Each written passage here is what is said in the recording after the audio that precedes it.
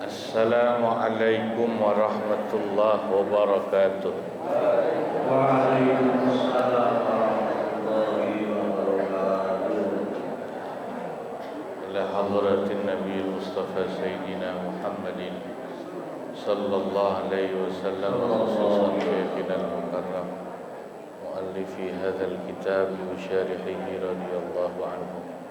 Syai'un lillah lahumul Fatihah. A'udzu billahi minasyaitonir rajim. Bismillahirrahmanirrahim. Alhamdulillahi rabbil alamin. Iyyaka na'budu wa iyyaka nasta'in. Ihdinas siratal mustaqim. Siratal ladzina an'amta 'alaihim ghairil maghdubi 'alaihim waladdallin. Amin. Bismillahirrahmanirrahim. Alhamdulillahi rabbil alamin. Wassalatu wassalamu ala sayyidina wa maulana Muhammadin wa ala alihi wa ashabihi ajma'in, amma ba'du. Hadratil muhtaramin wal muhtaramat, para alim ulama, para guru, para sesepuh yang saya muliakan, bapak-bapak, ibu-ibu, jamaah ukhuwah Islamiyah, mudah-mudahan semua dicatat sebagai ahli surganya Allah Subhanahu wa ta'ala, berikan sehatul afiyah dan panjang umur serta barokah. Guru kita Bapak Kiai Haji Muhammad Ja'far yang mungkin masih belum bisa hadir lagi hari ini, masih dalam proses perawatan, pengobatan. Kita doakan semoga segera diberi sehat walafiat. Guru kita Bapak Kiai Haji Ahmad Habibi, Bapak Kiai Haji Abdul Hamid Mustafa, pengurus Masjid Al-Jihad, orang tua kita Abah Haji Jana Supriyatna, dan pengurus Majelis Ta'lim Ukhuwah Islamiyah Bapak Ustadz Haji Muhammad Basrain dan Bapak Ustadz Haji Muhammad Tahir, dan yang lain-lain sesepuh yang saya tidak bisa sebutkan satu persatu. Mari para jamaah mengawali ta'lim pagi hari ini. Kita buka kitab Fathul Mu'in halaman berapa?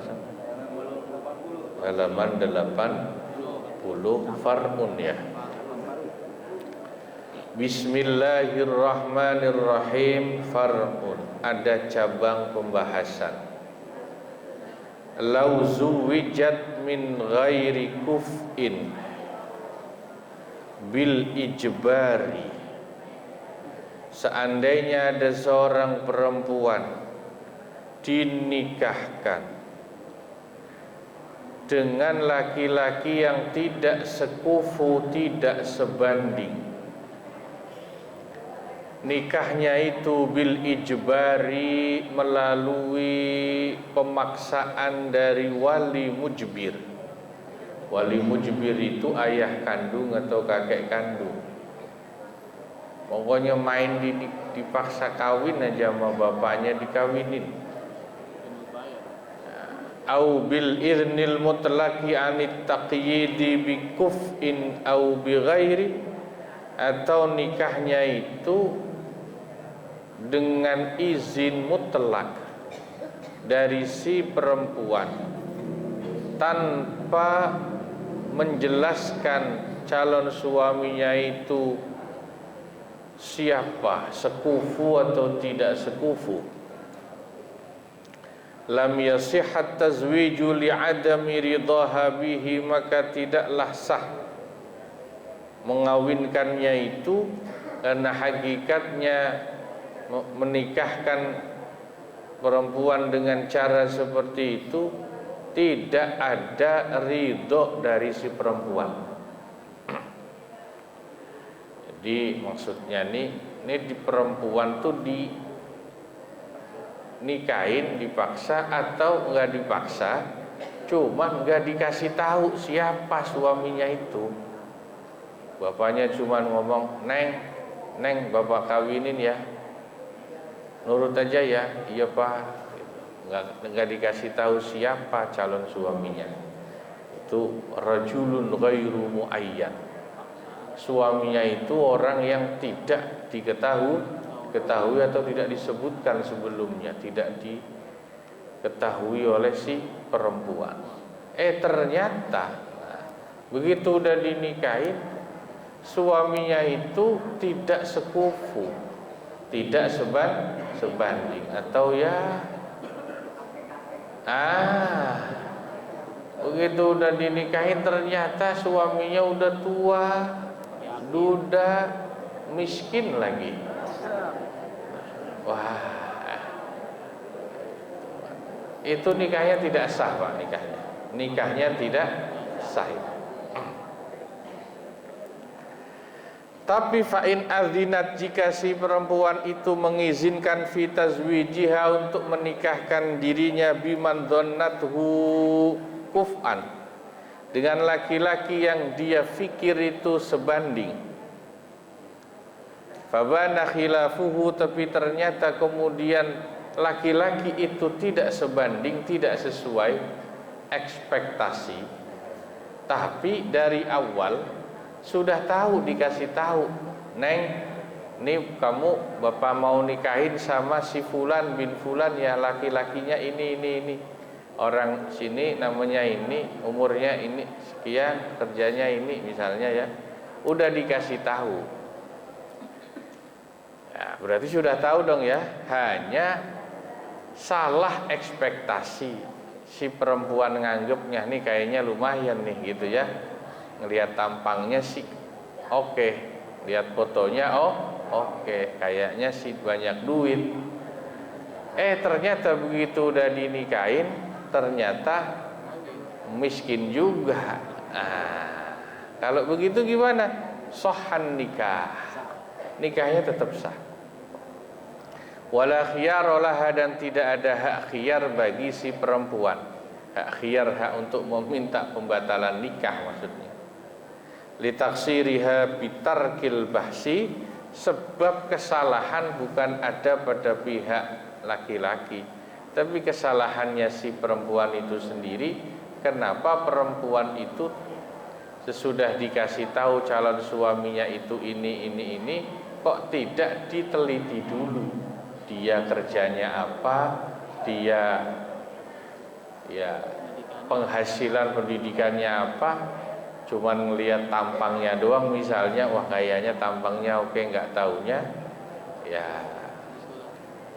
nah itu berarti salah dia. Naam, iya, laha khiyarun, seorang perempuan itu punya hak khiyar. Khiyar itu apa? Kemarin sebelumnya sudah pernah kita bahas, hak untuk memilih apakah nikahnya tetap dipertahankan atau dibatalkan. In bana mu'iban, perempuan tetap punya hak khiyar meminta pembatalan nikah misalnya kalau ternyata si laki-laki itu yang dipilihkan ayahnya itu laki-laki yang memiliki cacat, auraqiqan, atau laki-laki yang statusnya budak, wahiyah hurratun, sementara si gadis itu adalah wanita yang statusnya wanita merdeka. Nah ini jadi ada seperti itu, intinya itu ya, supaya kalau memilih itu betul-betul dipilih ya, jangan tidak teliti siapa calonnya ya, supaya tidak menyesal kemudian.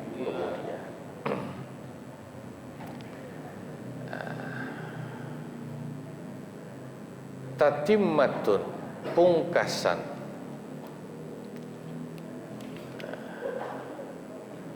dalam masalah kufu ini ya. Yajuzu, diperbolehkan,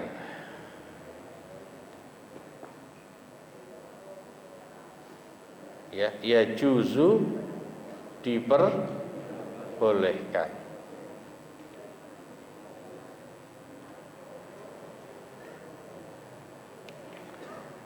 Ini dibaca apa enggak kira-kira ini? Baca nih jelasin. Tapi agak-agak sensitif soalnya. Baca.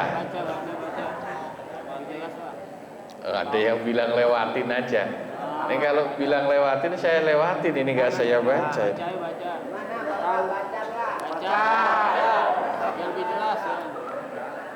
Saya tahu nih mana nih.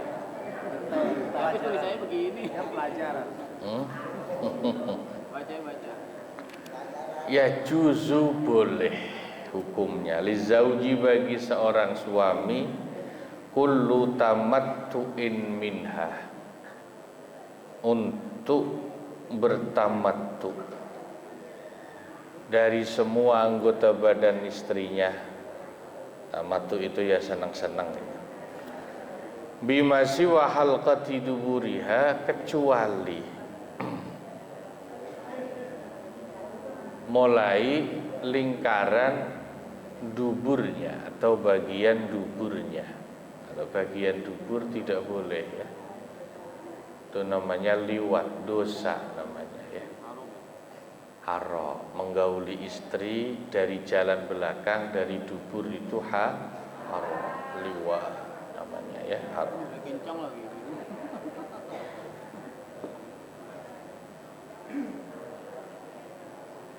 Nah ini penting ini ya.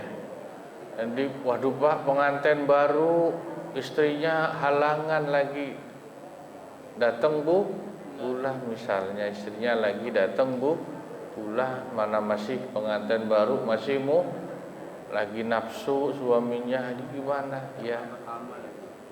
Boleh tetap bersenang-senang, kecuali ya dari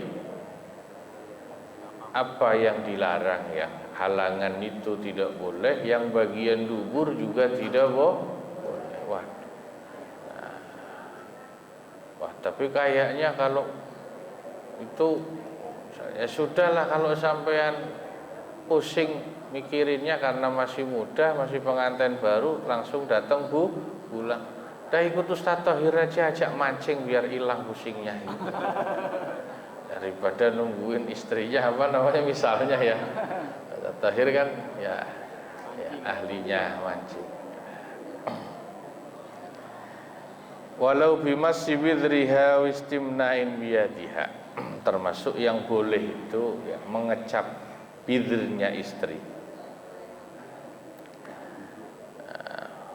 Bidir itu ya itu kemaluan istri lah ya. Atau istimna, beronani tapi dengan tangan istri. Yang tidak boleh itu beronani dengan tangannya sendiri, itu tidak boleh, haram. Ya, makanya ini saya mau baca kok ragu-ragu ini bab ini kok isinya begitu. Tapi kalau pakai tangan istri boleh. Ya, intinya begitu. La biyadihi, tidak boleh pakai tangannya sendiri. Wa in khafaz zina, sekalipun dia khawatir takut jatuh zina. Khilafan li Ahmad, tapi itu berbeda pendapat dengan pendapatnya Imam Ahmad bin Hanbal. Walaktidadun bi usbu'in, dan juga tidak boleh hukumnya memecah selaput keperawanan istri dengan menggunakan jarinya si suami. Wa yusannu, dan disunahkan hukumnya mula abatuz zaujati inasan. Disunahkan suami itu ngajak guyon, main sama istrinya sebagai hiburan. Jadi istri itu jangan cuma dijadikan objek seksual saja, disuruh kerjanya di dapur, kasur, sumur, dapur, kasur, sumur. Tapi ada mula'abah namanya. Alla tula'ibuka wa tula'ibuhu. Ya, kata Nabi kepada sahabat itu, kalau punya istri itu diajak guyon, dihibur. Jangan diomelin doang, jangan disuruh kerja doang. Udah istrinya capek ya, jualan ya, suaminya santai-santai, istrinya yang capek kerja, malamnya masih dikerjain lagi sama suami. Misalnya istrinya baru lahiran, capek ngurusin bayi, nyusuin bayi, malamnya bapaknya ikut nyusu. Nah, ini namanya suami tidak pengertian. Wa alla yukhliyaha 'anil jima'i kulla arba'a layalin marratan bila udrin. Ya, dan hendaknya suami istri itu minimal lah 4 malam. Setiap 4 malam sekali, minimal paling dikit ngasih jatah itu 4 malam sekali. Kalau tidak ada nah ini ngaji itu makanya harus ngaji. Kalau cuman baca bahaya. Ini dalilnya cuman berlaku buat pengantin muda. Yang disunahkan minimal tiap 4 malam sekali itu pengantinmu muda. Jangankan 4 malam sekali, kalau pengantin muda tiap malam juga ayo. Kalau buat aki-aki, nenek-nenek, pengantin yang udah ya lama mah ini. Makanya ilmu itu harus lihat namanya muqtadul hal wal maqam. Jadi dalil itu nggak boleh main pukul rata. Dalil itu harus lihat muqtadul hal wal maqamnya orang itu sesuai apa tidak. Kalau pengantin baru cocok dalil ini. Kalau pengantin bararau nggak cocok Pak. Ya, pengantin lama nggak cocok. Jadi seperti tadi saya sebutkan ya. Katanya ada hadisnya kalau perempuan diminta sama suaminya nggak nurut itu dilaknat sama malaikat. Nanti dulu itu kalau perempuannya tidak ada uzur. Jadi kalau perempuannya sakit maka tidak dosa kalau tidak bisa melayani suami. Atau tadi saya bilang perempuannya kecapean kerja, seharian kerja nyari duit bantuin suami, pulang malamnya masih dikerjain juga. Kayak tadi capek ngurusin bayi kecil, masa harus dipaksa juga malamnya ngurusin bapaknya lah itu. Ya, maka dalil itu harus lihat konteks, situasi dan kondisi.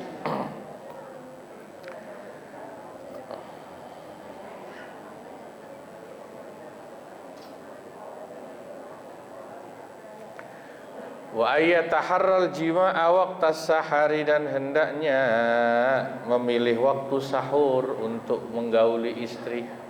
Waktu sahur itu maksudnya bukan bulan puasa pas sahur, bukan.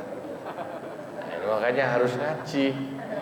Maksudnya waktu sahur itu kan waktu sebelum subuh. Jadi kalau mau menggauli istri itu bagusnya pas sebelum subuh. Jadi habis itu langsung mandi besar terus sholat subuh. Gitu loh maksudnya. Itu yang lebih bagus. Soalnya kalau sampean atau orang itu tengah malam terus habis hubungan suami istri, dia nggak mandi atau belum mandi misalnya, capek tidur, bangun subuhnya kesiangan, belum sempat mandi. Kalau pas sebelum subuh kan supaya langsung mandi terus sholat subuh. Tapi ini jangan dipraktekin waktu bulan puasa pas sahur. Takutnya keburu adzan subuh belum selesai. Nah, bahaya. Wa ayyum hilali tanzila idza taqaddama inzaluhu, dan suami hendaknya menahan apabila dia telah inzal itu keluar, menahan dulu, sabar supaya istrinya itu juga inzal, orgasme bahasa anak mudanya itu, supaya sama-sama puas. Wa ayyujami'a indal qudumin safari, dan hendaknya suami buru-buru menggauli mendatangi istrinya ketika habis pergi jauh. Lama datang dari luar kota, buru-buru dah. Ya apalagi berlayar ya. Wa ayat tayyat toba lil ghisyan, wa ayat tayyat toba lil ghisyan, dan hendaknya suami istri sebelum hubungan menggunakan wangi-wangian. Wa ayyaqula kullun walau ma'al ya'si anil walad bismillah Allahumma ya, ini doanya.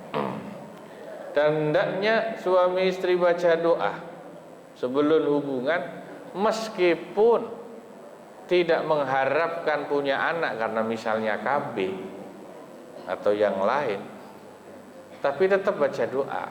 Doanya apa? Bismillah Allahumma jannibhu syaitana ma razaqtana. Ya Allah, jauhkanlah setan itu dari anak atau apa yang engkau anugerahkan, rizkikan kepada kami. Jadi ceritanya kenapa ini penting, ini yang diapalin itu jangan doa mau tidur doang. Ini doa penting. Benar. Ada riwayat Dajjal itu lahir. Kenapa jadi Dajjal? Itu karena orang tuanya Dajjal itu waktu hubungan tidak baca doa, sehingga ditumpangin sama setan. Sudah hubungannya itu di depan berhala-berhala, patung berhala. Jadi bapak ibu Dajjal itu waktu hubungan badan bikin anak lahir Dajjal itu tidak baca bismillah, tidak baca doa, bikinnya di depan patung-patung berhala. Makanya ditumpangin sama setan, lahirlah Dajjal. Jadi penting ini doa mau hubungan itu. Ayyanama fi firashin wahidin, dan hendaknya suami istri itu tidurnya dalam satu alas ya. Tapi ini sekali lagi lihat sikon ya. Kalau kasurnya banyak, anaknya udah pada misah, kamarnya banyak, ya cocok itu.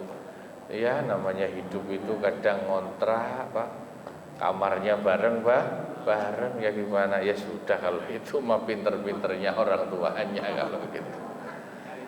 Ya Allah.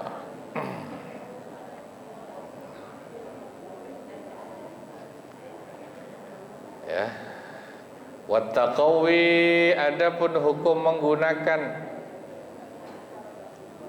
obat-obat penguat lahu untuk hubungan suami istri bi adwiyatin mubahatin, dengan obat-obatan yang diperbolehkan, biqasdin sholihin, dengan niat yang soleh, yang baik, maksudnya niat hubungannya itu niatnya ibadah, ka'ifah wa nasrin, untuk menjaga diri dari zina dan supaya diberikan keturunan oleh Allah.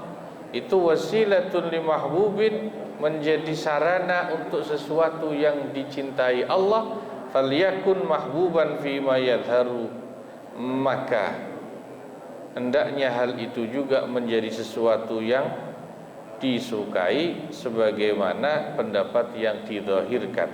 Qalahu syaikhuna, pendapat ini dikatakan oleh guru kami ya, kemarin kan dikatakan Syekhuna itu gurunya Syekh Zainuddin Al-Maribari, ada dua, pertama Imam Ibnu Hajar Al-Haytami, kedua Syekh Ibnu Ziyad.